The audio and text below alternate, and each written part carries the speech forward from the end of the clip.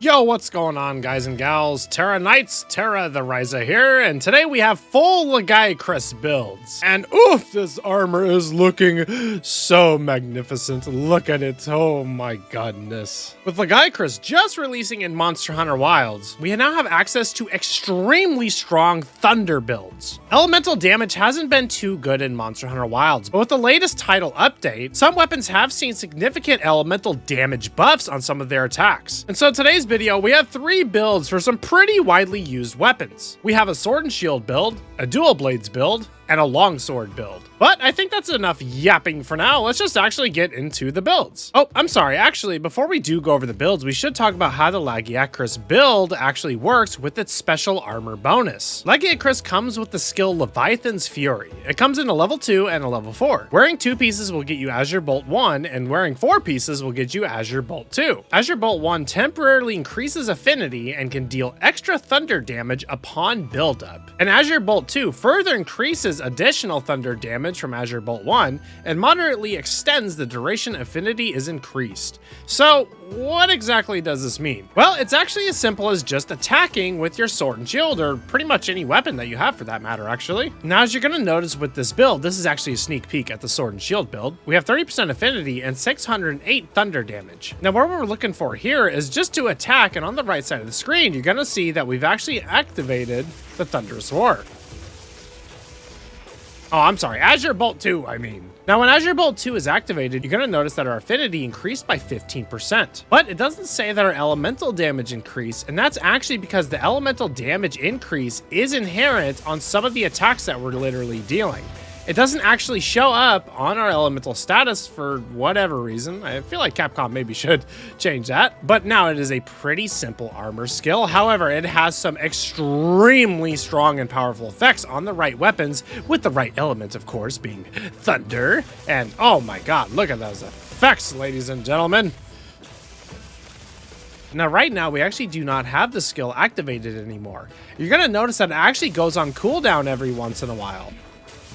And on the right, it says Azure Bolt 2 can now be activated. So it'll let you know when it's ready to be activated again. But it really is as simple as just attacking with this armor skill, and every once in a while, you will get Azure Bolt leveled up. As you can see there's actually a big thunder effect on our character, letting us know that it did happen. Now that we've gone over how the armor set actually works with the set bonus, let's talk about the individual pieces of the Lagiacrus armor and the skill that comes on them as well. The greaves come with weakness exploit level 2 and latent power level 1. It comes with a level 1 decoration slot. It also comes with 4 thunder resistance. Now, the thunder resistance is actually important, so pay attention to that for later. The coil comes with weakness exploit level 1 and maximum might level 1. It comes with 2 level 2 decoration slots and a level 1 decoration. The braces come with stamina surge level 2 and weakness exploit level 1 and a level 3 decoration slot. The mail comes with 2 level 2 decoration slots, a level 1 decoration slot, weakness exploit 1, stamina surge level 1, and finally the helm comes with maximum might level 2, a level 3, 2, and 1 decoration slot. And we have a little bit more to look at that isn't actually the armor, but it's also the Lagiacrus weapons as well. The High Lagia sword comes with a special skill on it, Convert Thunder Resistance. This is why all the thunder resistance is extremely important in using the Lagiacrus armor for an extremely powerful thunder build, which is probably why you clicked on the video in the first place. Convert Thunder Resistance. Increase to your weapon's elemental attack proportional to your thunder resistance. So we actually have a way of boosting our thunder damage through armor decorations and armor skills, such as thunder resistance up. So the more thunder resistance we can tack onto these builds, the more thunder damage that we're getting. And all of the armor pieces put together without any charms or any decorations, and having a full beta set gives us weakness exploit level 5. At level 5, attacks that hit weak points have 30% increased affinity with an extra 20% on wounds. So this can be a total of 50% affinity. Now, maximum might is also on here as well. Increases affinity if stamina is kept full for a period of time, and it lasts for a couple seconds after you lose your full stamina bar. After that, it shortly comes back to you. So weapons that can typically maintain full stamina are extremely good with the maximum might skill. But the armor also comes with stamina surge level 3. At level 3, your stamina recovery speed is up by 50%, which is absolutely massive, I don't need to tell you that. And the Lagiacrus beta armor also comes with 1 point of level 1 latent power. So the Lagiacrus armor basically just has a ton of affinity on it and is an extremely great armor set for maintaining great stamina and for weapons that can maintain their stamina, giving extra affinity to them as well. So an extremely easy to use armor set, if I must say. This literally means that you can actually have 100% affinity with this armor set alone with no additional skills if you have your weakness exploit, your maximum might, your latent power, and this active at the same time. Now that sounds like a lot of requirements, but keep in mind we have no decorations slotted in whatsoever to help us out. So long story short, a very easy to use armor set, great skills, great armor set bonus, but most importantly, very easy to use. Now let's finally take a look at our first build of the video. This is the Sword and Shield Lagiacrus build. We're still using full Lagiacrus beta armor. However, we have swapped in the safi'jiiva alpha, which has Divine Blessing level 3, a level 2, and 2 level 1 decoration slots. For our talisman, we are using the Power Charm 3 for latent power level 3, and we are using a Corrupted Mantle, but you can swap this out for whatever you like. Now we're going to run through all of the skills here in a moment, but here's the decorations page. Feel free to pause the YouTube video or take a screenshot if you need to, as all this is adding to all of our skills all at the same time, so let's take a look at them. First off, we have Offensive Guard level 3, attack plus 15% when you execute a perfectly timed guard for a little bit. This is a no-brainer on Sword and Shield, or any weapon that can block for that matter. Offensive Guard can absolutely rack up a ton of damage, especially on Sword and Shield, as you don't really have a lot of recovery time after attacks, and you can block a lot more often than other weapons can. Next up, we have Thunder Attack level 3. At level 3, Thunder Attack plus 20% and a bonus 60 Thunder on top of it. Now, since we've already been over how the armor set exactly works with its extra thunder boosting attack properties, it's a no-brainer to just literally stack on more thunder attack. Next up, we also have Critical Element level 3, increases elemental damage when landing critical hits. At level 3, greatly increases elemental damage while active. We have Convert Thunder Resistance. This is coming from the weapon, as we did talk about before, but the more thunder resistance we have, it does increase our weapon's elemental properties. And now for some of the big bangers, we have Weakness Exploit level 5. At level 5, attacks that hit weak points have 30% increased affinity with an extra 20% on wounds, as we went over before. And we have Latent Power level 5 as well. At level 5, your affinity is plus 50% and reduces stamina depletion by 50%. Latent Power says it temporarily gives you this buff when certain conditions are met. Latent Power literally just activates over time, or if you take in a certain amount of damage. But this is a very reliable skill that's just going to come and go on its own, so extremely powerful to have. We have Maximum Might level 3 as well, affinity plus 30% while active. Now I know what some of you may be thinking at this point.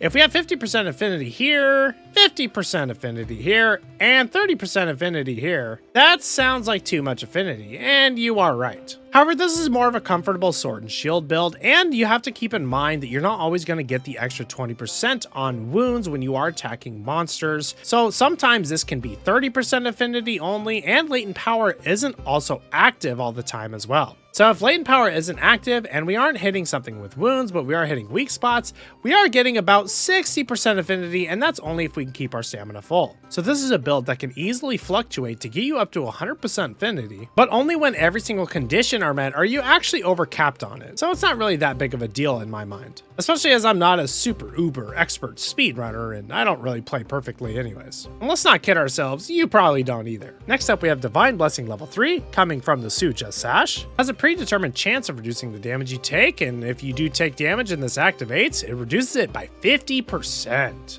Now, if you haven't watched any of my previous videos from Monster Hunter Wilds, or actually Monster Hunter World for the most part, Divine Blessing is one of the most powerful defensive skills you can have. I highly suggest it, as safi'jiiva sash gets you all of your Divine Blessing just on the one piece of armor. Next up, we have Thunder Resistance level 3 coming from some Thunder Resistance jewels. At level 3 gets us a whole 20 Thunder Resistance, which is adding to our Thunder attack damage. A nice little way to make use of our level 1 decoration slots. You not only get extra Thunder Resistance, but get extra damage most importantly. Next up, we have Stamina Surge level 3, speeds up stamina recovery by 50%. Now, this isn't actually slotted in with decorations, and Stamina Surge isn't the most important thing on Sword and Shield for that matter.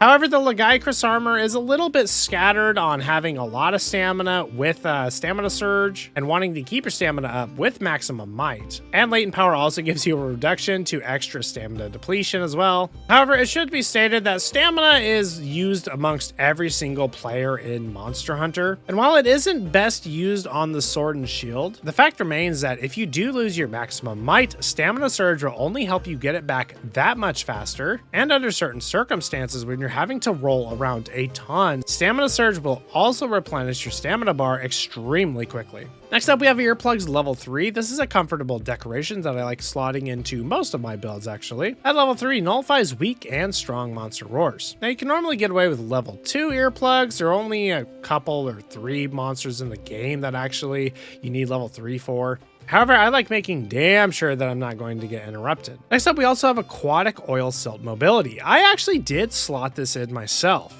It's coming from the Meyer Walker jewels on the left. Now, this sounds like a really whack decoration to be slotting in. However, this skill grants resistance against impairments to mobility while in water, oil silt, or streams. At level 2, also negates the effects of waves. Now, since this is a Thunder build video, you're probably going to be taking this build up against water monsters. And who do we have coming in just a month? We have Arc-Tempered Uthuduna. So this build is actually prepping to absolutely obliterate Arc-Tempered Uthuduna. As we do have this skill in, we have earplugs, we even have Divine Blessing level 3, a ton of thunder damage as well. But this should be good against a lot of water monsters in the game too. But if you really did want to swap this out, all you gotta do is take out these jewels and put on something that you like. And that's the end of the skills on the Sword and Shield build. Except for the Leviathan's Fury, giving us Azure Bolt 2, but we already went over that. So let's move on to our next build, which is going to be the Dual Blades build.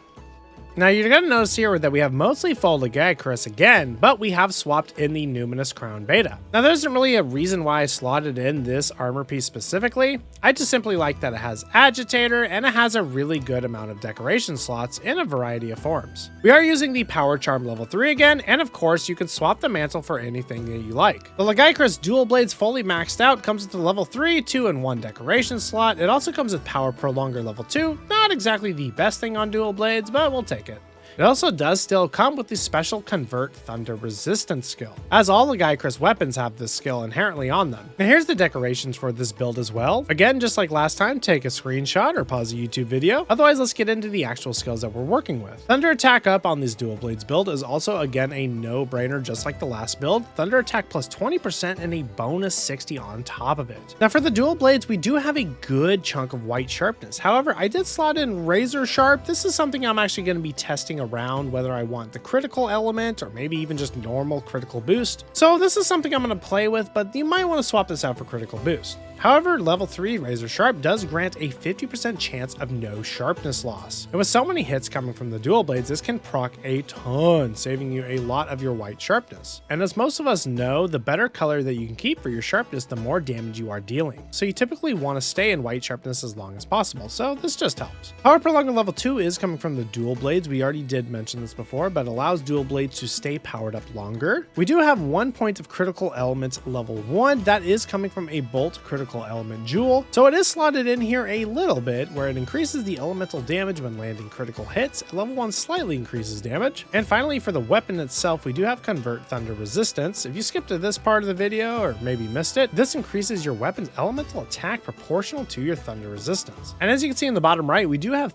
38 thunder resist. Coming into armor skills, we do have weakness exploit level 5. We have 30% increased affinity on weak spots, but we also have an extra 20% on wounds. Next up, we have latent power level 5. While active, affinity plus 50% and a reduction to stamina depletion by 50% as well. And we already went over this in the last build as well, but latent power literally just activates on its own or if you take enough damage. And so this is a skill that comes and goes. Next up, we have evade window level 5. Yes, you heard me right.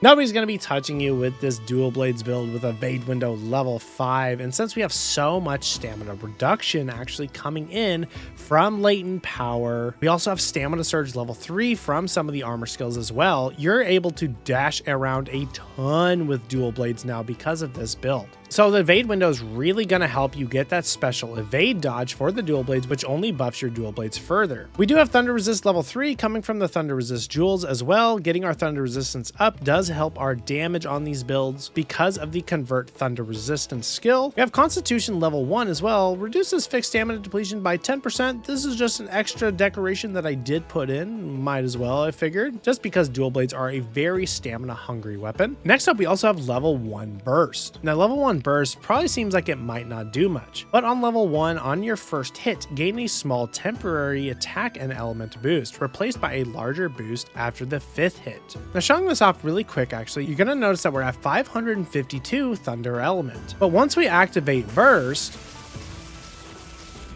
We actually go up to 592 Thunder Element. It only lasts for a short amount of time there, but since you're attacking with dual blades all the time, this pretty much means that burst is active all the time as well. Now we don't have more than 1 point of burst on purpose because 600 Thunder Element is actually the maximum cap. So if I were to put another chain jewel in here instead of this throttle jewel, for instance, you're going to notice that we only squeeze out an extra 8 Thunder Element because we have level 2 burst instead.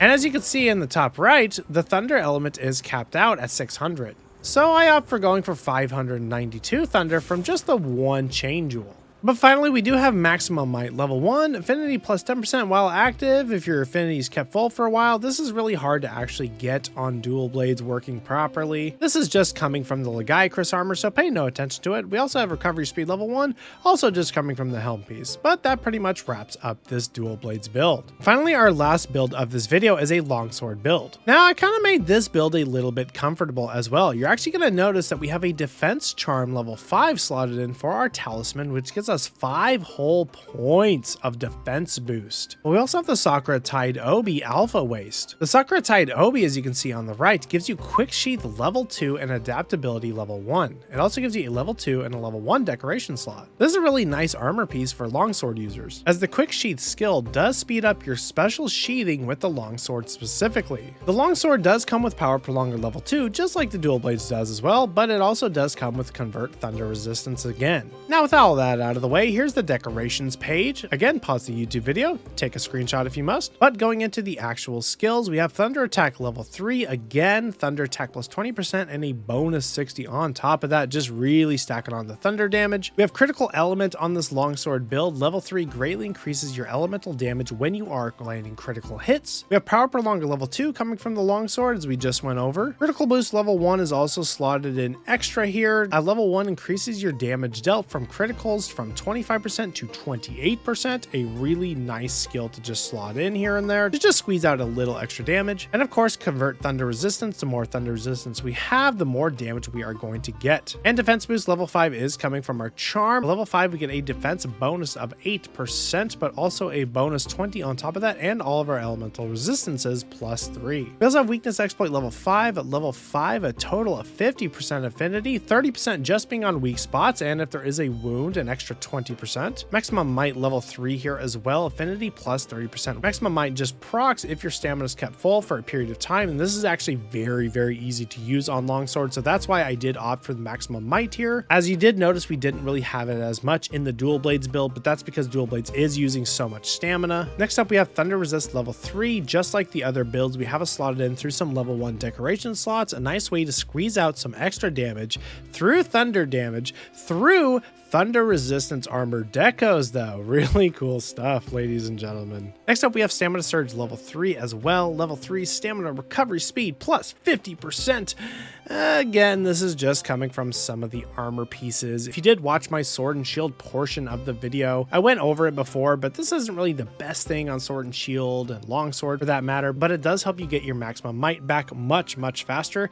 And if you do happen to be dodging around everywhere and deplete a bunch of your stamina, this is only going to help, as stamina is used amongst every single Monster Hunter player always. Next up, we have Earplugs level 3, nullifies weak and strong monster roars. Now, if you're an uber pro at the longsword, you probably could slot this out. However, I don't like getting interrupted when I'm trying to get my red gauge, especially if I am actually charging with the longsword, which does deplete your stamina as well, by the way, which Stamina Surge actually also helps, come to think of it. But Earplugs is really nice to not be interrupted when you are doing that, and you're not able to actually use a Foresight Slash or something with some iframes to get through some of the roars. So this can come in really clutch. Next up, we have Quick Sheath level 3 coming from the waist, as I showed you before, but we also have one Sheath Jewel slotted into the waist as well to get us the level 3, greatly increases sheathing speed. Yes, this does affect all of your longsword sheathing abilities specifically. On the next page, we have Latent Power level 1, increases affinity and reduces stamina depletion when certain conditions are met, and that is just enough time passing or if you've taken enough damage. And Burst level 1 is on here as well, just like on the dual blades. On your first hit, gain a small temporary attack and element boost, replaced by a larger boost after the 5th hit. As I showed you before, you can actually get capped capped out on your thunder damage. If you didn't watch that portion of the dual blades build, you should go back and take a look. There is a reason why we only have the 1 point of burst on this build as well, is because you don't want to be capped on your thunder damage. It just might not be worth it at the end, unless you really just like seeing that nice even rounded number for the elemental cap on some weapons. And finally, we have adaptability level 1. That is just coming from our waist piece as well, but it does negate the effects of heat and cold, which is just a nice quality of life skill to have. But yeah, that basically is going to wrap up our longsword build for this video as well. And actually, that is going to wrap up this build video in general, as we went over the sword and shield, dual blades, and longsword builds for the new Lagiacrus monster in Monster Hunter Wilds. Well, he's not a